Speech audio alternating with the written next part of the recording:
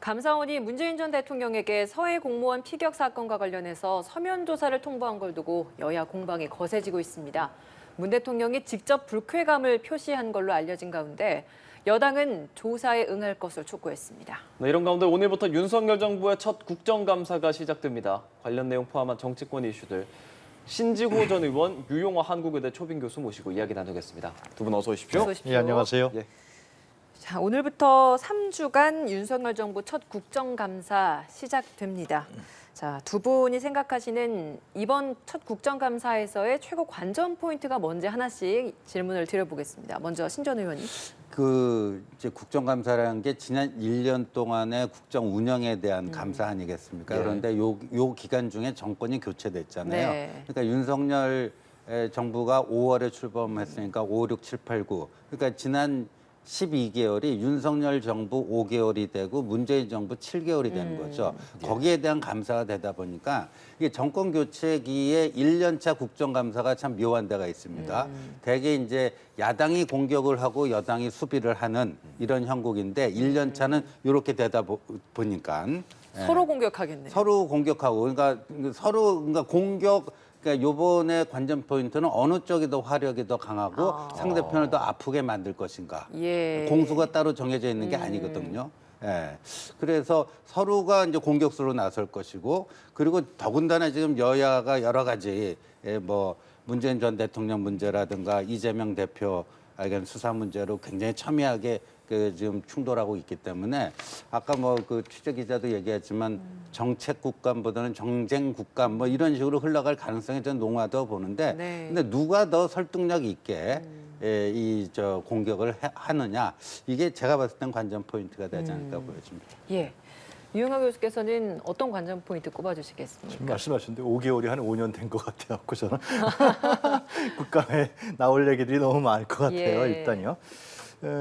그리고 현재 국감장에 나오는 대상은 문재인 정부의 장차관이 아니죠. 윤석열 정부의 장차관이 나오기 때문에 당연히 지금 윤석열 정부 5개월 단 했던 문제에 대해서 국회에서 야당에서 견제와 비판, 문제점을 지적하는 그런 국감이 될 것이 분명하고요. 또 국민들도 그렇게 생각하고 있지 않을까 생각합니다. 이전 전임 정부에 대해서 과연 지금 국감을 한다고 해서 무슨 의미가 있겠습니까? 국정 운영을 해나가는 사람은 윤석열 정부에 있는 사람들인데 그런 생각이 들고요. 저는 이제 지금 우리 신지호 의원께서 지적하셨습니다만 상당히 정쟁에 입각한 정치 공세의 국감이 될 확률이 크죠.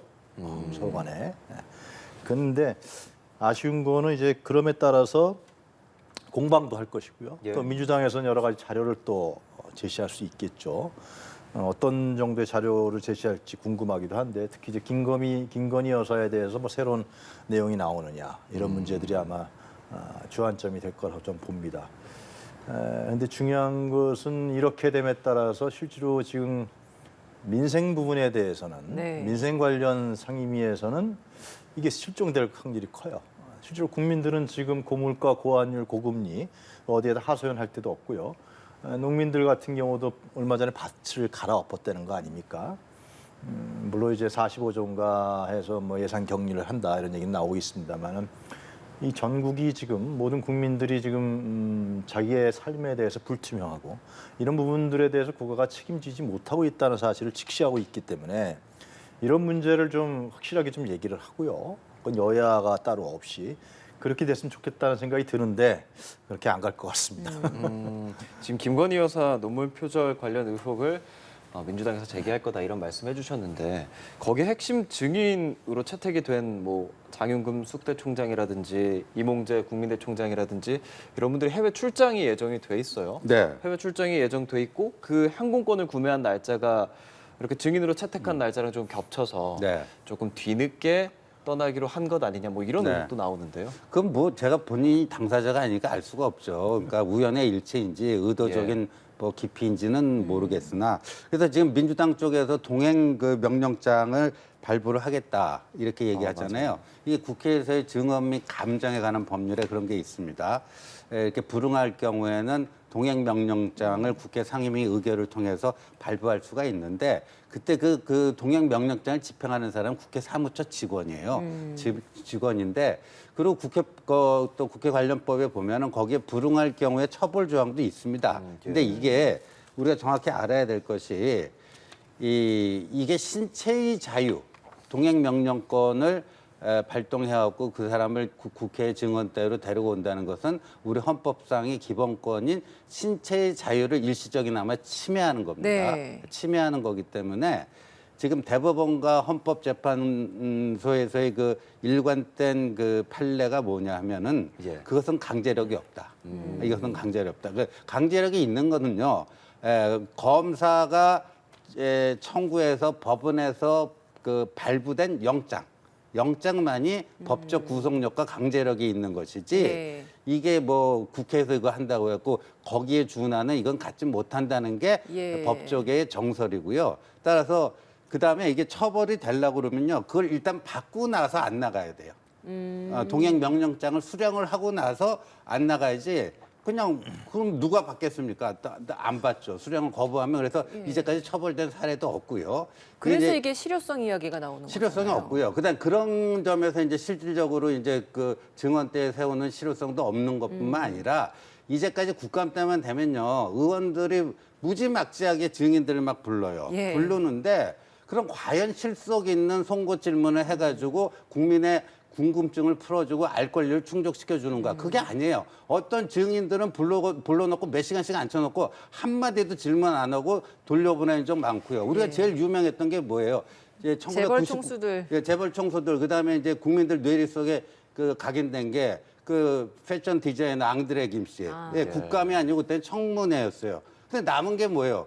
그분의 본명이 김봉남이고 뭐 고향이 구파발이고 이거 말고는 남은 게 없단 말이에요. 그러니까 그런 식의 뭐 보여주기식 쇼를 하는 이런 증인 마구잡이 그 출석 요구는 좀 이제는 좀 지양할 때가 되지 않았나는 생각이 듭니다. 예, 그 증인 출석에 대한 이야기, 문제점 지적을 해주셨어요. 이번 국정감사에서도 그 은행장들 출석이 다 이제 5대 은행장들도 다 출석하게 만들어놨고 대신에 그 은행 금융 그룹 총장 같은 경우에 그룹 회장들 같은 경우에는 그 시기에 지금 이렇게 이 교수들 해외 출장 똑같은 명분처럼 다 해외 출장이라고 해서 출석하지 않고 있는 이런 상황입니다. 앞서서 동행 명령장 발부 역시도 강제력이 없기 때문에 실효성에 대한 의문도 제기해 주셨는데 이 증인 출석과 관련된 이 부분들에 대해서는 좀 정비될 필요성 없겠습니까? 신지호 의원님 말씀이 상당히 타당한 부분이 있다. 그러면서 말씀드릴 수 있는 거는 민주당은 이 사실을 몰랐겠습니까? 신지호 의원께서 말씀하시는 걸 몰랐겠어요? 그 동행명령 발부장 해봐야 별 의미도 없다. 그리고 이 사람들 다 해외 출장 나간다는 그 정보를 입수하지 못했을까? 나는 민주당의 교육위원들에게 정말 제대로 따지려고 하느냐. 그래 놓고서 이제 해외 출장했다 그러니까 언론에 얘기해갖고 이 사람들이 도피한다라고 한단 말이에요. 아니 국민대 총장과 숙명여대 총장 당연히 곤란하지 않겠어요? 지금 그 김건희 여사의 논문 자체가 지금 국민대 박사학위 논문. 이 문제는 국민검증교수단이라고 해서 다른 타대학 교수들이 다 검증해서 그것이 박사학위 논문이 아니라 어디 뭐에서 베껴 컨트롤 C, 컨트롤 V 했다라는 이것이 다 폭로됐는데 그 국민대학에서 그런 박사학위 논문을 왜 냈냐? 숙명여대 석사학위 논문도 마찬가지 아니에요? 이 사람들은 안 나오겠죠, 당연히. 나와서 그 얘기 하겠습니까, 제대로? 그럼 그걸 예상을 하고 민주당의 교육위원들이 작전을 짜고 국감에서 효과적으로 해서 이 대학 사회를 유린하고 박사와 석사 논문을 이게 완전히 엉터리 헐값으로 했다라는 그러한 의혹을 받고 있고 강한 정황을 갖고 있는 두 대학 총장들 말이죠. 나와야죠. 나와서 국회에 나와서 왜 그랬는지 아니면 그게 사실이 아니라면 정정당에 나오겠죠. 왜 해외에 갑자기 출장을 갑니까? 네. 근데 저는 이제 얘기할 수 있는 것은 이건 다 국민들이 다 알고 있는 사실이기 때문에 그럼 민주당이 이 부분에 대해서 정확하게 전략을 짜서 어떻게 해서 국회 교육위원회에서 우리나라 대학 교육의 문제점들을 지적할 수 있는 좋은 기회가 되는 건데 이걸 뭐 해외 도피성 했다 그래서 나와서 도피했다 뭐 그렇게 한다는 것이 좀 국감 첫날 뭔가 좀 민주당이 좀 제대로 작전을 못 짜고 있다라는 생각이 듭니다. 그러면은 국회의원들이 지나치게 많은 증인들을 부르는 것 이런 것들이 어찌 보면 굉장히 이제 관행처럼 이어져 오는 게 되어버려서 이 부분은 좀 개선될 필요성 없어 보이는지. 아니, 제가 말씀드리려고 하는 거는 네. 필요하면 많은 증인들도 불러야겠죠. 그거는 필요하다 그러면은. 근데 제가 말씀드리는 건 뭐냐면 국민대 총장과 송명대 총장이 분명히 국회에 불응할 것이다. 라는 걸 누구나 상식적으로 예견하는 일 아니겠습니까? 근데 민주당 국회의원들이 그걸 몰랐을까요? 교육위원들이? 근데 그걸 분명히 알고 있었다고 봐요. 네. 근데 이제 증인 출석해라. 응? 그런 다음에 그다음 안 나온다 그러니까 동행명장을 발부하겠다. 신 의원님 말씀하신 대로 그거 안 받으면 끝이란 말이에요. 그 여러 사례에서 봤었거든요. 왜 이런 식으로 국감을 대하고 있는지 민주당이 좀 더 정확하고 분명한 전략을 짜야 되지 않게 남은 기간에 그런 생각이 듭니다. 예, 국정감사 오늘부터 시작이 되는데 지금 화면에도 잠깐 보여드렸지만 오늘 첫날 외교통일위원회 국정감사가 시작이 됐습니다. 시작이 됐고 관련해서는 뭐 외교통일위원회라고 하면 박진 외교부 장관 관련해서 해임 건의안까지 나왔던 지금 이 국정감사 안에서 최대 뭐 격전지로 꼽히는 그런 곳이잖아요. 어떻게 좀 예상하고 계세요? 근데 이제 이게 민주당의 화력이 어느 정도가 되는지 예. 오늘 그 민주당의 좀 실력이 입증되지 않을까 보여집니다. 말씀하신 공격을 주고받을 거라고 했던 어떻게 보면 네. 민주당의 공격 타이밍일 수 있거든요. 근데 이제 한마디로 얘기하면요, 박진 장관에 대한 해임 건의안은 엉뚱한 데도 화풀이한 거거든요. 그게 설령 민주당의 주장대로 대통령이 비서관을 썼다 할지라도 비서관을 쓴 사람이 박진 장관도 아니고 비서관을 쓰도록 유도한 사람이 박진 장관도 아닌데 왜 그 엉뚱한 거를 거기다 합니까? 그다음에 이제 그 무슨 조문 없는 조문 외교로 했다. 근데 조문 없는 조문 외교라면 영국이 얼마나 속된 말로 화가 나고 그랬겠습니까? 근데 영국의 외무부 장관이 얼마 전에 와갖고 한국의 그런 것에 대해서 감동받았다. 그럼 영국이 바보 국가입니까? 한국의 대통령 와서 조문도 안 했는데 여기 와갖고 그 우리 대통령 보고 감동받았다. 한국의 그 조문 거기에 이렇게 네. 얘기할 리가 없잖아요. 그다음에 일본 한일 그것도 뭐 굴욕적인 한일 회담이라고 하는데 민주당의 외교 실력이 거기서도 이제 드러난 거거든요. 그 민주당은 우리 이제 대통령실에서 약식 회담이었다 이렇게 하니까 일본은 간담이라고 했는데 그게 뭐냐? 근데 그 민주당의 외교적 무식을 드러낸 거거든요. 네. 한국에서 얘기하는 약식 회담은 일본식 분류법으로 따지면 간담이에요. 그러니까 같은 건데 그냥 그 단순히 이건 일본어고 이건 한국어고 일본의 외교용법 저기가 있고요. 한국의 외교용법 이게 있어요. 근데 사실상 같은 건데 그걸 모르고 그냥 뭐 단어가 다르고 뭐 하니까 이게 다른 거니까 뭐다. 이게 이제 민주당의 그 외교 지식이나 그 실력을 드러내는 거거든요. 이제 오늘 이제 보면요. 이게 그 뭐 엉뚱한데 화풀이하는 것도 있지만 제대로 민주당이 외교적 지식과 정확한 팩트 체크에 의해서 뭐 하는 것인지가 다 드러날 거라고 보여집니다. 이제 민주당의 공격이 예상되는 상황입니다. 그렇게 뭐 팩트를 기반으로 정확한 공격을 좀 할 거라고 예상하세요? 한일 정상회담과 한미 정상회담이 제대로 열리지 못한 거 그거는 민주당 포인트가 저는 아니라 생각하고요. 그거는 국격에 대한 문제고 국민 자존심에 대한 문제고 언론에서 누차 지적한 것이죠. 그러니까 그 기시다 총리가 당연히 지금 윤석열 대통령을 만날 이유도 굉장히 위험하잖아요. 기시다 총리 지금 거기는 내각제니까 30% 이하가 되면은 내각 총사퇴를 하게 된단 말이에요. 근데 강제징용 문제라든가 이런 부분에서 전혀 얘기가 없는데 한국의 대통령을 만난다? 만날 이유가 전혀 없는 것이죠. 그럼에도 불구하고 대통령실에서는 계속해서 한일 정상회담이 합의됐다. 이렇게 얘기했단 말이에요. 네. 그리고 정상회담이라는 것은 양국 간에 동시 발표하는데 합의됐다라고 해요. 일본에서는 한 적 없다. 우리는 안 한다. 유엔총회 안 갈 수도 있다. 예? 그런데 그 뉴욕에서도 계속 안 한다 그랬잖아요. 일본에서는요. 기시다 총리는 할 생각이 없는 거죠. 그러나 우리나라 외교라인과 대통령실에서는 한다. 그러니까 찾아갔잖아요. 그냥 기시다 총리 있는 곳으로 갔어요. 태극기도 없고 책상도 없는 데서 그리고 비공개로 했단 말이죠. 아무 내용도 지금 뭘 했는지 내용도 밝혀지지 않고 있어요. 그냥 간담회 수준도 아니죠. 이거는 그냥 미팅이죠. 예? 제 표현은 그래요. 예. 그리고 한미 정상회담도 마찬가지로 실제로 한미 정상회담도 한다. 근데 본래 그래요. 제가 지난번에 와서 말씀드린 것 같은데 유엔 총회 기조 연설을 하러 간 거란 말이에요. 그럼 거기서 한미 정상회담이 이루어지기가 그거는 미리 얘기를 하고 출국하기 전에 원래 다 얘기합니다. 정상회담은. 그렇지 않으면 사실상 쉽지 않은 상황인데 불구하고 그리고 저 바이든 대통령이 지금 인플레이션 감축법 한국 대통령 만나면 그 얘기할 거 뻔한데 그 지금 중간 선거에서 최대 자기 성과인데 그럼 만나주겠습니까? 근데 이런 사실을 이건 상식적인 거 아닙니까? 저희 같은 네. 아마추어가 생각해도. 그런데 외교 라인과 대통령실에서는 한다 계속.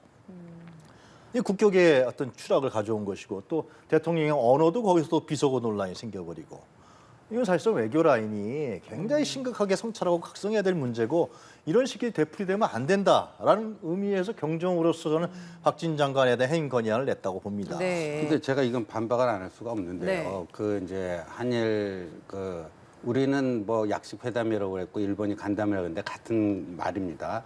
근데 이제 굴욕적이었다, 찾아갔다. 그러면 외교라는 게 하려면 누군가는 찾아가야 되고 누군가는 맞이해야 되는 거 아니에요. 그리고 그게 한 번씩 돌아가면서 하는 게 외교의 기본 관례고 상식 아닙니까? 예. 그래서 먼저 찾아간 거예요. 그리고 그 정확한 걸 봐야 되는 게요. 그다음에 이제 아베 전 총리 국장을 할 때 여기서 한덕수 우리 총리가 가서 또 기시 일본 총리랑 예. 예, 다시 그 또 25분 회동을 했어요. 근데 굉장히 거기서 기시다 총리가 중요한 얘기를 합니다. 한덕수 총리가 부산 엑스포 유치에 일본이 협력해달라고 하는 요청을 합니다. 요청을 하는데 거기에 대한 기시다 총리의 답변이 뭐였느냐? 이제까지는 그거에 대해서 우리는 아무런 검토도 안 하고 입장도 없었는데 오늘 그렇게 말씀하시니까 오늘부터 내가 지시해서 그걸 검토하도록 하겠다. 이런 발언을 해요. 근데 네. 일본 총리 입에서 그게 나왔다는 거는요, 긍정적인 쪽으로 그걸 하겠다는 겁니다. 근데 네. 뉴욕에서 그 30분 뭐가 그렇게 부실하고 굴욕적이고 뭐 했다면 그런 얘기가 왜 나옵니까? 그러니까 민주당이 좀 공격하고 싶은 마음은 제가 이해가 가요. 얼마나 윤석열 정권 때리고 싶겠습니까? 근데 마음만 굴뚝 갖고 그거를 좀 뭔가 국민들에게 소구력 있게 보여줄 수 있는 이런 실력과 무슨 전투력은 없는 거예요. 그다음에 기시다 총리가 어제 또 일본 국회에서 그 시정연설하면서 한국에 대한 표현이 바뀌었습니다. 문재인 5년하고 이제 바뀌어가고 있어요. 한국에 대해서 표현이 강경 표현에도 굉장히 우호적인 표현으로 바뀌고 이웃국가라고, 있어요. 예. 그러니까 이런 것들을 봐야지. 그러니까 뉴욕 회담, 뉴욕 30분이 그 제대로 된 회담도 아니고 그 외교 참사였다는데 근데 왜 이런 외교적 성과가 나옵니까? 참사였으면 그거 거꾸로 가야죠. 그러니까 좀 제대로 팩트 체크하고 공격하고 싶은 마음은 아는데 그렇게 좀 했으면 네, 좋겠어요. 중요한 거는요. 거기에 외교관이 간 게 아니잖아요. 대한민국 대통령입니다. 예? 국가의 수반이고 행정의 수반이고 대한민국을 대표하는 대통령이 만나기 싫다는데 만나주지 않겠다는데 거길 찾아간 거예요. 그래서 국민들이 자존심이 상한 겁니다. 저것도 가짜 그거를 뉴스고요. 잠깐만. 일본에서 저거야말로 정말 예. 우리 연합뉴스 같은 이렇게 공적인 에서 저런 가짜 뉴스가 네, 두 공공연히 분께 나가는 건 좀 하나씩 문제인데 아니 일본이 일본 총리가 윤 대통령 만나주지도 않겠다는데 윤 대통령이 일방적으로 갔다 저런 가짜 뉴스가 어디 있습니까 세상에?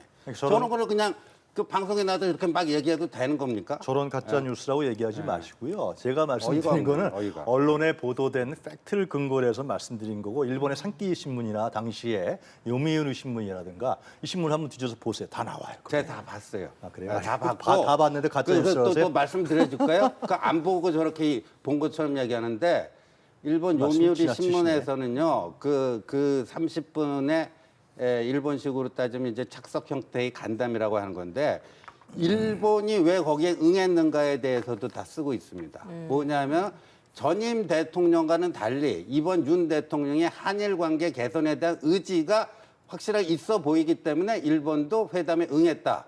그게 요미우리 신문의 기사입니다. 그러니까 이 부분에 대한 질문을 그럼 들어보고 싶습니다. 이게 성사되기 이전에 이게 회담을 한다. 우리는 회담할 의사가 아직 없다. 막 네. 이런 이게 좀 의견 차이가 있었던 그런 부분이 외교적인 외교 라인에서의 조율이 좀 부적절하지 않았냐. 거기에 대한 질책이 있지 않겠냐. 이런 분석도 있는데 이 점에 대해서는 어떻습니까? 그건 정확히 말씀드리면요. 그 만남에 대한 의지가 있다 없다 OX의 문제가 아니고요. 강약의 문제가 있었던 것이고 그거를 양국 간에 어떤 식으로 발표할 것인가의 문제가 있었는데 그 점에서 우리 대통령실의 실무 라인에서 약간의 좀 미숙함이 있었다. 예. 그러니까 일본 측의 회동 의지를 분명하게 확인한 다음에 이왕이면 이제 서울과 도쿄에서 동시에 발표하는 이런 식의 모습을 보였어야 되는데 뭐 흔쾌하게 뭐 일본하고의 정상회담을 하기로 했다. 요 부분이 이제 정확하지가 않았던 거죠. 네. 그러니까 오늘 근데 거기에 이제- 대한 질문은 좀 있을 수 있겠네요. 네. 예, 말씀하시죠. 간담회, 약식회담회를 하는데 그 성과가 뭐였습니까? 좀 묻고 싶고. 그리고 자기 자신과 의견이 틀리다 그래서 일방적으로 가짜 뉴스라 그런 것은 저는 올바른 토론 태도가 연합뉴스 같은 데서 나오셔서 출연하셔서 그 토론 태도가 아니라고 저는 지적을 드리고 싶습니다. 그리고 더 중요한 것은 말이죠.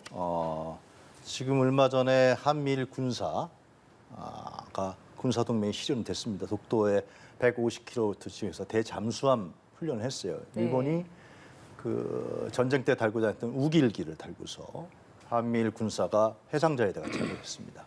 자, 이런 사실에 대해서 가령 윤석열 대통령과 대통령실은 어떠한 얘기를 하고 있나요? 이것도 민주당의 안급의 의원이 발견해서 올렸던 거 아닙니까? 실제로. 자, 이런 문제에 대해서는 국가에서 대통령실에서 대통령이 얘기해야 되는 거 아닙니까? 일본 자위대가 우리 인근 영해 근처까지 왔어요. 해상 자위대가 우기길을 타고 오세요. 자, 이런 부분들이 과연 그럼 제가 묻겠어요. 그 비공식 간담회 때 이런 얘기는 안 하셨을 거 아닙니까? 실제로. 예? 우리가 우기길 타고 간다. 그런 얘기 안 했을 거 아닙니까? 근데 하여튼 뭐 한덕수 총리가 기시다 총리 만나서 무슨 얘기를 했는지 모르지만은 그러나 한일 관계 개선이라고 지금 현 정부에서 얘기하는데 개선이라는 건 뭐예요? 거기서 벌써 외교적으로 드랍하고 들어가는 거예요. 그럼 이전에 잘못됐다라는 거 아니에요? 그죠? 이전에. 그러니까 외교의 기본적인 거죠. 우리 대등하게 가야 되는데 우리 예. 손이 잘못했어. 잘못했으니까 우리 개선해. 그럼 니네 요구가 뭐야? 일본 요구를 들어주게 이미 한 발 뒤로 물러서 가고 있단 말이죠. 외교가. 당연히 문제가 있는 것이죠. 그 저기 아까 그 우리 유영아 패널께서 그 기시다 총리는 만날 생각이 없는데 안 만나겠다고 했는데 윤 대통령이 일방적으로 찾아간 것이다. 이건 명백한 그 허위 사실이고요. 그 허위 사실을 이렇게 얘기한 거에 대해서는 이 방송국 차원에서 분명한 그 평가와 뭐 또 잘못된 게 있으면 바로 잡는 과정이 좀 있어야 된다고 생각합니다. 이게 제 의견이고요. 그리고 여기에 대해서는 더 이상 뭐 논란할 건 아닌 것 같고요. 바이든 대통령과의 48초 그것도 굉장히 뭐 날림이었고 부실했고 뭐 했다 그런데요. 그런데 그 48조라고는 형식을 보면 그렇습니다만 그 이후에 해리스 미국 부통령이 한국에 와서 하는 거 보면 그 48조 회동이 굉장히 짧고 그 시간상으로는 아쉬움이 많이 남았지만 그게 과연 그랬던 것인가. 그다음에 이거는요, 일정이 그렇게 된 거는요, 바이든 대통령의 국내 정치 사정 때문에 그렇게 된 겁니다. 지금 중간 선거를 코앞에 두고 있고, 바이든 대통령에게 이게 굉장히 본인의 재선 가도에 있어서 굉장히 중대한 선거기 때문에 그 바이든 대통령의 외교 뉴욕 일정이 하루가 그냥 통으로 다 캔슬이 됐어요. 캔슬이 되면서 그 새로 그 취임한 영국의 트러스 총리라든가 아주 손꼽을 정도의 몇 개 나라를 빼놓고요. 나머지 다 우방국들 그런 식으로 다 48조 뭐 1분 다 그렇게 한 겁니다. 예. 예. 그걸 가지고 마치 우리 측의 무슨 뭐 잘못 때문에 그렇게 된 것처럼 이렇게 얘기하는 것도 그건 사실에 대한 왜곡이다. 알겠습니다. 네, 두 분 이 외교통일위원회에서 오늘 다뤄질 것 같은 주요 화두가 바로 이 최근에 있었던 외교 참사 논란과 관련된 부분이다라는 질문 하나를 드렸는데 이게 이렇게 공방이 커지는 걸 보니 오늘 외교통일위원회 분위기도 얼마나 뜨겁게 달아오를지 짐작이 가능하게 되는 것 같습니다. 지금 저희가 잠시 대담을 나누는 와중에 그 현재 외교통일위원회에서의 진행되고 있는 국정감사장 모습을 보여드렸는데요. 아직까지는 국회의원들 의사진행 발언 진행하고 있고요. 질의가 본격적으로 시작되면 저희가 현장 연결해서 그곳 분위기 직접 전해드리도록 하겠습니다. 예. 자, 주제를 바꿔서 지지율 이야기 좀 하겠습니다. 외교 논란의 영향으로 대통령 지지율이 다시 좀 하락 국면으로 접어들었습니다. 리얼미터 여론조사 결과 최근에 나온 걸 하나 보여드리겠습니다. 전주에 비해서 3% 넘게 떨어졌습니다. 3.4%포인트 떨어진 31.2%의 긍정평가 결과가 나왔고 부정평가는 66%로 3.8%포인트가 올랐습니다. 자, 가장 큰 요인으로 국민들도 응답을 한 것이 외교이었고 그다음이 무능이었습니다. 자, 이 결과 어떻게 받아들이셨습니까? 저는 이제 저 데이터를 어떤 식으로 이제 해석할 것인가 데이터 해석의 네. 문제인데요. 저는 그 MBC의 그 그 자막 조작에 의한 제가 봤을 때 이제 가짜 뉴스를 일방적으로 악의를 가지고 퍼뜨린 것이죠. 그걸로 인해서 엄청난 데미지를 입었는데 그 데미지에 비하면 하락폭은 좀 소소한 편이다. 저는 그렇게 봅니다. 네. 저는 그렇게 보고 이게 물론 이제 대통령의 비속어 논란 때문에 지지율이 하락했다. 이렇게 이제 해석하고 싶은 분들도 계실 거고요. 그런데 우리가 보면 과연 그 2008년 그 광우병 그 사태 때도 MBC의 이제 나중에 대법원 판결을 통해서 허위 사실에 의한 그 왜곡 보도였다는 게 다 입증이 됐습니다만 그 당시에 이명박 대통령 지지율이 20% 밑으로까지 내려간 적이 있습니다. 한국갤럽 기준으로요. 근데 그 MBC의 그 보도가 다 허위였다는 거 법원 판결을 통해서도 확정이 된 거거든요. 그러니까 그 허위 보도가 나오면 그걸로 인한 그 타격과 그 대통령 지지율에 대한 그 데미지는 상당합니다. 상당한데 요번에 저런 정도로 소폭 저는 하락했다. 예. 이게 나름대로 대통령실에서 분명한 팩트를 가지고 이게 이제 MBC가 왜곡 조작했다라는 것을 그 어느 정도 이제 같이 맞받아치고 하면서 예. 이제 저런 정도가 된 게 아닌가. 방어의 효과가 예. 좀 있었다. 예, 네. 그 타격에 비하면 어느 정도 지지율 하락은 그닥 큰 것이 아니다. 이렇게 분석을 하셨습니다. 바로 관련을 좀 오늘 아주 하셔야겠죠? 흥미롭네요. 예. MBC가 허위 조작 보도를 했다는 것은 분명한 가짜 뉴스죠. 예. 신지원께서 먼저 알으셔야 될 것 같고요. 그것은 언론사, 언론 노동조합, 또 언론 단체, 또 영상기자협회, 그리고 MBC 기자, 많은 기자들이 그 증언을 했습니다, 실제로. 구체적 팩트들이 확인됐죠. 그것을 이제 대통령이 나오다가 이제 얘기한 거에 대해서 그냥 카메라가 있으니까 풀단이 가서 그걸 찍었는데 처음에 몰랐다는 거 아니에요, 영상 기자단들도. 근데 대통령실에서 와서 그걸 확인 좀 하자. 그래서 이거를 좀 보도 좀 안 했으면 좋겠다. 그러니까 영상 기자단에서 안 된다. 그런 다음에 그것을 예를 들면 엠바고 시간을 넘어서 MBC부터 차례차례 보도한 겁니다. 그거는. 예. 근데 그것을 예를 들면은 그건 사실 보도를 한 거예요. 사실 보도를 했는데 그것도 계속해서 기자들이 대통령실에 이게 어떻게 된 거냐 물었는데도 15시간 동안 해명도 없다가 15시간 이후에 이제 김은혜 수석이 나타나서 이건 난리면이다. 바이든이 아니다.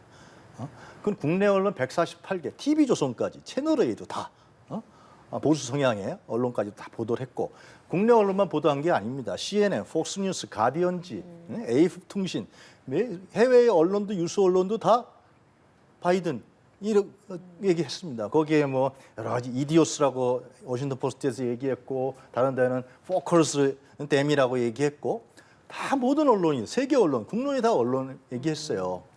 사실 보도한 거 아닙니까? 예. 근데 이것이 어떻게 가짜 뉴스입니까? 그럼 모든 언론사를 상대로 해서 MBC뿐만이 아니라 국내 모든 148개 언론사, 해외 유수 언론에 대해서도 그럼 국민의힘에서는 문제 제기를 해야 될 거 아니에요? 이 점이 먼저 좀 얘기해야 될 것 같고요. 예, 그래서 저 여론조사 결과가 저렇게 하락하는 네. 부분, 지금 신지호 전 의원께서는 이런 공방에 있어서 지금 막 말씀해 주신 것처럼 MBC의 그 논란 때문에 타격이 컸지만 거기에 비해서 대통령이나 여당 측에서 강하게 반발하는 이런 태도로 인해 어느 정도 이제 방어를 했다. 성과가 있었다라고 분석을 하셨는데 제가 이제 어떻게 그 해석을 얘기 하셨습니까? 길게 얘기한 거는 예. 신 의원께서 저렇게 여론조사에서 지지율이 하락한 게 MBC의 과거 강우병 보도까지 거론하시면서 허위 조작 보도에 의해서 이뤄졌다. 국민들이 속았다. 뭐 그런 말씀 아니에요, 결국은. 근데 그게 아니라는 걸 제가 이제 쭉 예. 근거 있게 말씀드린 거고. 근데 이제 그랬으면 좋았을 거예요. 아마 저 지지율이 올라갈 수 있었던 방향은 그러면 대통령께서 내가 사과한다. 내가 그런 말을 한 것 같지는 않은데 그렇게 들린 것 같으니까 죄송하다. 그렇게 했으면 이 문제는 이렇게까지 파장이 크고 어젠가 그제 BBC에서는 이게 코믹하기까지 나왔어요. 우리 윤석열 대통령이. 윤석열 대통령 개인의 문제가 아니라 국민에 대한 자존심에 대한 문제거든요. 예. 국민이 다 그렇게 받아들이고 있어요, 실제로. 그 부분이 적극적으로 반영된 것이죠. 그래서 저는 더 걱정되는 게 지난주에 한국갤럽은 24%입니다. 이거 걱정되는 건 뭐냐면 과연 이제 또 10월 달에 APEC가 있다 그러고요. 저 지지율이 저렇게 내려가는 거에 대해서 국민들이 뭐 원하는 사람이 이렇게 많겠습니까? 왜냐하면 한 나라의 대통령인데 국정 운영을 잘 해야지 우리가 잘 살 거 아니에요. 편안하게 살 거 아니에요. 국정 운영이 흐트러지니까 안 되니까 저는 이런 부분들을 개선시키고 변화시키기 위한 전향적인 입장을 다 요구하고 있을 텐데 이게 잘 안 되고 있다. 그런 점에서 굉장히 안타까운 것 같아요. 그 해리스 부통령이 한국에 와서 그 MBC의 자막 조작 관련한 그 외국 날조 관련해서요, 디스인포메이션이라고 하는 영어 단어를 썼습니다. 그러니까 그 잘못된 정보가 영어 단어가 두 개가 있다고 하지 않습니까? 하나는 미스인포메이션이 있고 또 하나는 D로 시작하는 디스인포메이션이 있습니다. 두 개의 차이는 미스인포메이션의 경우에는 의도적 그게 아니고 의도적 왜곡이나 날조가 아니고 우발적 실수로 인한 네. 게 이제 미스인포메이션인데 해리스 부통령이 이걸 디스인포메이션이라는 단어를 썼어요. 더 이상 제가 설명이 필요 없을 겁니다. 미국이 공식적으로 그렇게 봤다라는 거. 그다음에 MBC 2008년 광우병 때 그 뇌송송 구멍타기라고 하는 아주 자극적인 단어를 만들어낸 것도 MBC고, 그리고 지난번 2020년 총선 직전에 이른바 MBC 용어로 검언 유착 의혹 사건을 만들어내서 특정 보도를 한 것도 MBC인데, 우리 지금 검찰 수사와 법원 판결을 통해서 그 이른바 검언 유착 의혹이라는 게 어떻게 됐죠? 이제 그 말 자체가 없어졌습니다. 왜냐하면 검언 유착이 없었기 때문에. 그래서 이 명칭도 이제 채널 A 사건으로 바뀌었습니다. 그 MBC에게 지금 상응하는 책임을 묻고 있습니다. 그런 것이고요. 그다음에 우리나라뿐만 아니라 국제적으로 소리공학과 음성 인식의 권위자로 지금 평가받는 서울대 성원영 명예교수가 모든 AI 음성 인식기에 다 돌려봤는데 바이든이라는 거 안 나오고, 그다음 MBC조차도 자기들 자체의 그 음성 인식 시스템이 있어요. 음성 얘기하면 자동으로 네. 자막으로 MBC 거기서도 안 나온 거예요. 그러니까 도대체 MBC 기자들은 자신의 귀가 뭐라고 믿고 저런 식으로 했는지. 그다음에 이게 가장 왜곡 날조다는 거 가장 명확한 증거는 있지도 않은 미국이라는 걸 가로로 집어넣은 거. 이거는 MBC가 변명의 여지가 없습니다. 예. 지지율 지금 보여드리고 있는데 국정수행 평가 관련해서 사실 대통령의 지지층, 핵심 지지층이라고 할 수 있는 TK와 PK 그리고 70대 이상, 그러니까 전통적인 보수층의 지지율이 좀 빠졌거든요. 그 부분은 어떻게 해석하시는지? 그러니까 저는 그 영향이 있다라고 보는 그것도 거예요. 역시나 처음에 이게 이제 각인 효과, MBC가 이제 정보가 흘러나오는 순서가요. 텍스트 형태로 먼저 나왔고 그다음에 동영상이 나왔어요. 그러니까 예. 그게 일종의 각인 효과예요. 텍스트에서 대통령이라는 사람이 어떻게 이렇게 비속어를 쓰지? 충격적이네. 그게 머릿속에 각인된 상태에서 영상을 들으니까 다 그렇게 들리는 겁니다. 그러니까 그 EXX 발언도 예. 역시나 그리고 그게 이제 이른바 무슨 찌라시 형태로 다 돌고 하지 않았습니까? 그러니까 이미 TK다, 보수층이다, 노령층이다 할지라도 그런 거에 한번 노출되면요, 그 인식이 바뀌기가 쉽지가 않습니다. 독일의 히틀러 정권 때 아주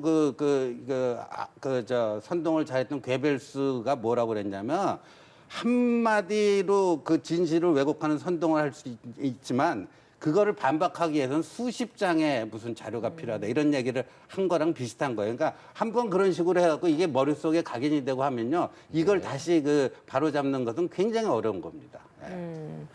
알겠습니다. 이승민 전 의원이 국민을 개돼지를 보지 말라 그랬거든요. 그러니까 그런 얘기를 왜 했겠습니까? 그거는 결국 국민들도 한 사람 한 사람의 개인의 주체고 다 들을 수 있고 볼 수 있고 경험이 있고 다 정치 상황에서 다 판단합니다. 그거는 호남에 있는 국민뿐만이 아니라 TK에 계신 분들도, 윤석열 대통령을 소중하게 여기서 찍었던 분들도 다 개인이 다 판단하고 하는 겁니다. 그것을 어느 언론사에서 예를 들면 말씀하신 대로 왜곡 보도했다 그래서 국민들이 그에서 따라가서 그것을 감화받아서 윤석열 대통령에 대한 지지율을 기부업한다? 저는 아니라고 생각합니다. 그래서 그런 부분에 대해서 국민을 존중하고 그런 언론 보도 봤을 때 요즘 다 알고 있지 않습니까? 유튜브나 모든 정보가 다 알고 있기 때문에 어느 한 언론 기관에서 허위 보도하고 조작 보도하고 하게 되면 국민들이 다 알아요. 그 언론을 안 봅니다. 물씬하고 그런 측면에서 봤을 때 이번에 이 부분은 사실 보도한 부분에 대해서 자꾸만 국민의힘에서 고발하고 그러는데 그거는 막기가 상당히 어렵다. 더 수렁으로 빠지는 길이다. 이렇게 말씀드리고 싶습니다. 네, 알겠습니다. 그리고 조금 전에 저희가 외교통일위원회 국정감사장 모습 보여드렸었는데 지금 들어온 소식에 따르면 외교통일위원회가 정회됐습니다. 앞서서 의원들 의사진행 발언이 진행이 됐습니다. 10시에 이 국정감사가 시작됐는데 계속해서 의사진행 발언이 이어졌다라는 건 그만큼 어떤 사안을 두고 공방이 서로 좀 치열하게 주고받았었고 그게 또 증인 문제일 수도 있을 것 같고요. 어떤 사안이나 이런 부분에 대한 논쟁이 있었을 것 같은데 논쟁이 굉장히 좀 치열해서 위원장이 이걸 정회시켰다라는 거 어떤 부분이 가장 좀 큰 그게 게 좀 국감 떠들었던 첫날에 대개 거의 모든 위원회에서 일어나는 통과 의례입니다. 그러니까 뭐냐면 저기 뭔지는 제가 정확히 확인을 안 해봤습니다. 저희도 지금 어떤 이유 때문에 뭐 공방이 증인 거세는지는 드러나지 채택 않고 문제가 있습니다. 있을 수도 있고요. 예. 그다음에 이제 그 자료 제공과 관련해 갖고 뭐 주로 이건 야당 쪽에서 그 의사 진행 발언을 많이 합니다. 네. 부실하게 자료를 제출했기 때문에 이런 상태에서는 제대로 그 진행될 성실한 수 없다. 그 국감을 진행할 수 없다라든가 뭐 이런 것들이 발생하면 이제 그거 갖고 언쟁이 벌어지면은 이제 좀 정회를 하고 그러죠. 네. 예, 알겠습니다. 언제 또 외통위 국감 진행이 될지 소식이 들어오면 바로 전해드리겠습니다. 예, 네, 저희는 주제를 좀 바꿔보겠습니다. 감사원 이야기 좀 해봐야 될 것 같아요. 서해 공무원 피격 사건 관련해서 문재인 전 대통령에게 서면 조사 응하라 전화와 이메일을 보냈다 이렇게 알려져 있고 이 부분에 대해서 민주당은 정치 보복이라고 강하게 반발을 하고 있잖아요. 어떻게 보세요, 이 사안? 저는 첫 번째로요. 지금 누차 국감 얘기를 하면서 말씀드렸지만 지금 윤석열 정부가 해결할 일이 산적해 있지 않습니까? 그럼 야당이 해결할 수는 없는 겁니다. 그거는 물가가 올라가고 국민의 생활이 팍팍해지고 힘들어지고 그리고 차상위 계층들은 지금 겨울을 어떻게 날 것인가? 그리고 세계 경제가 암울하기 때문에 한국 경제도 지금 상당히 무역 적자에 그런데 굳이 자꾸만 2년 전의 문제를 이거 뭐 검찰 수사도 아닌 거예요. 감사원에서 그것도 그 당시에 여러 차례 얘기가 나온 거지만 이건 첩보라 그래서 이미 얘기가 됐던 것이고 당시에 정보위나 국방위에서 얘기해서 여야 의원들이 다 그 문제를 봤던 것인데 설령 문제가 있다 그래도 말이죠. 저는 어떤 문제가 이렇게까지 이 문제를 다시 감사원이라는 곳에서 전직 대통령을 그것도 서훈 원장과 박지원 원장도 건너뛰어서 서면 조사하겠다. 그렇게까지 중요한 일입니까 이것이 현재? 네. 저는 만약에 서해 피격 공무원 사건이 만약 가정입니다만 문재인 정부에서 정말 오류가 있었다. 그 어떤 오류가 있었는지 모르겠습니다. 주장하는 바니까 그것이 이렇게까지 중요한 일인가요? 그것이 남북 간의 관계를 뭐 어떻게 하고 북한의 김정은 위원장을 우리가 뭐 충성해 준 겁니까? 그것이 그리고 이게 안타깝게도 그 당사자는 돌아가셨어요, 그죠? 그분이 어떻게 됐는지는 우리가 당사자가 돌아갔으니까 함부로 얘기할 수는 없습니다만은 제가 말씀드릴 수 있는 거는 이렇게까지 해서 전직 대통령을 서면 조사하겠다 감사원에서 그러니까 불응하면 그 다음에는 이제 검찰 수사 들어가겠다는 코스가 있는 거 아니겠습니까? 이렇게 해서 결국은 지금의 어떤 전국을 어떤 식으로 전환하려고 하는 거 아니냐? 국면 전환 네, 카드다. 이제 그런 얘기도 정치권에서 나오는 예. 것 같고 저는 여기 이러다 보면 또 이제 어떻게 되겠습니까? 민생은 다 실종될 테고요. 야당도 이 문제 가서 지금 이제 어제 민주당 국회의원들이 기자회견하지 않았습니까? 예. 그러면서 이제는 전직 대통령 자기가 전직 대통령에 대해서 이건 훼손이다라고 들고 나옵니다. 자, 그럼 이제 전국이 어떻게 돌아가겠습니까? 그러면 정부의 대통령실과 주요 부처들이 이 문제에 대해서 민생 문제에 대해서 신경 쓰겠습니까? 언론은 계속해서 이 문제를 보도할 테고 왜 이런 식으로 몰고 가는지 정말 전 이해가 안 갑니다. 예. 그 몇 년 전에 그 문재인 전 대통령과 이재명 대표가 했던 얘기를 제가 좀 소개를 하겠습니다. 예, 그 박근혜 대통령 임기 말에 뭐 이른바 그 최서원 씨 국정농단 이게 불거지면서 현직 대통령이지만 수사는 받을 수 있다. 헌법 84조를 보면 재임 기간 중에는 형사상 소추는 받지는 않게 돼 있어요. 근데 네. 소추를 받지 않는다는 건 기소가 되지 않는다는 거니까 수사는 할 수 있다. 그런 논의도 있었는데 그 당시에 문재인 당시는 지위가 뭐 문재인 대표였나요? 근데 이런 얘기를 합니다. 대통령이 아니라 피의자로서 다뤄야 한다. 박근혜 대통령에 대해서. 대통령이 아니라 피의자로서 다뤄야 된다. 그다음에 그리고 이제 임기가 끝나면 그 헌법의 그 불소추특권이 없어지는 거기 때문에 당연히 일반인들과 똑같이 법 앞에 만인 평등 원칙에 따라서 그 수사를 받아야 된다. 이렇게 얘기를 했던 분이 문재인 전 대통령이고요. 이재명 대표는 경기지사 시절인가요? 성남시장 시절에 문재인 정권 이제 초기에 박근혜 이명박 전 정권에 대한 이른바 그 적폐 수사, 예. 뭐 거기에 대해서 당시 지금의 이제 국민의힘 쪽에서 정치 보복이다 반발을 하니까요. 이분이 그 자신의 SNS에 뭐라고 썼냐면 적폐와 불의를 청산하는 것이 정치 보복이라면 그런 보복은 매일같이 해야 된다. 네. 예, 매일같이 해야 된다. 이렇게 얘기를 했던 분이 문재인 전 대통령이고 이재명 대표예요. 그러니까 그 자신들이 과거에 무슨 말을 어떻게 했는지를 좀 체크나 하고 그렇게 좀 얘기를 했으면 좋겠습니다. 예. 제가 말씀드린 건 문재인 대통령이나 이재명 당대표의 발언이 아니라 왜 이런 시국에 2년 전에 이 논란이 한창 첨예한 문제고 그리고 이것은 남북 관계에 대한 문제고 북한에서도 다 보고 있는 상황이고 국민들이 이런 뉴스에 또 이러한 감사원에서 그것도 감사원입니다. 감사원에서 그걸 전직 대통령에게 아무런 지금 뭐 문재인 대통령이 서해 피격 공무원 사건과 뭐 있다라는 정황이라든가 증거라든가 나온 거 없잖아요. 근데 왜 그렇게 하냐 이거예요, 도대체. 근데 문 대통령이 이게 이제 대단히 무례한 짓이다. 대단히 무례한 짓이다. 아주 좀 격한. 그러니까 쿨하게 그 서면 질문서를 안 받으면 돼요. 그 수령을 거부하면 쿨하게 거부하면 되는데 굳이 대단히 무례한 짓이다 했는데 어제 그 북한에 의해서 피격 사살된 그 이대준 씨 유족들이 뭐라고 했습니까? 대통령이야말로 국민에게 우리 유족들에게 무례한 것 아니냐. 그 대통령이 그 아들에게 직접 편지를 보내갖고 진상규명에 앞장서겠다 했는데 어떻게 됐나요? 앞장서지 않았잖아요. 그러니까 그 아들이 다시 그 대통령한테 받은 편지 다시 돌려줬고요. 그다음에 행정소송에서 그 1차에서 졌잖아요. 져갖고 그 공개하라고 그 나왔는데 근데 이 문 대통령 임기가 끝나면서 그 대통령 기록관으로 보내가지고 15년 동안 못 보게 만들어 놓은 게 누굽니까? 그래놓고 그러니까 진상 규명에 앞장서겠다고 하는 유족 및 국민들에 대한 그 대국민 약속을 안 지키고 해놓고 지금 와갖고 이런 적이 어딨냐 이건 네. 아니죠. 네.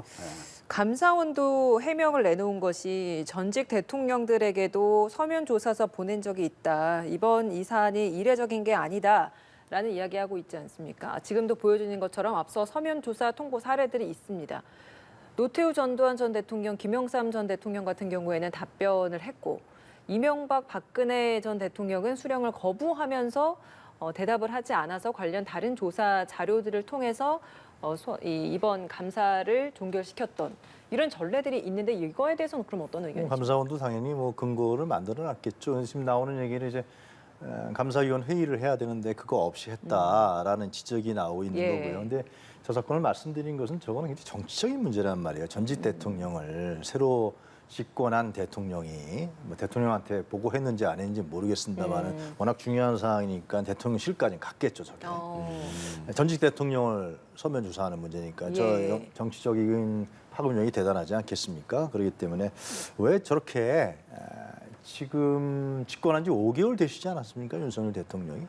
역대 대통령들 보면은 집권 초에는 특히 1년까지는 국민 통합을 위해서 다 노력합니다. 자기와 싸웠던 예를 들면 대선 후보 라이벌에 대한 수사도 당시에 DJ가 아니면 노무현 대통령이 노태우 대통령도 마찬가지였죠. 노태우 대통령이 자기하고 그렇게 죽구죽이 싸웠던 YS하고 DJ를 예를 들면 수사했습니까? 안 했잖아요.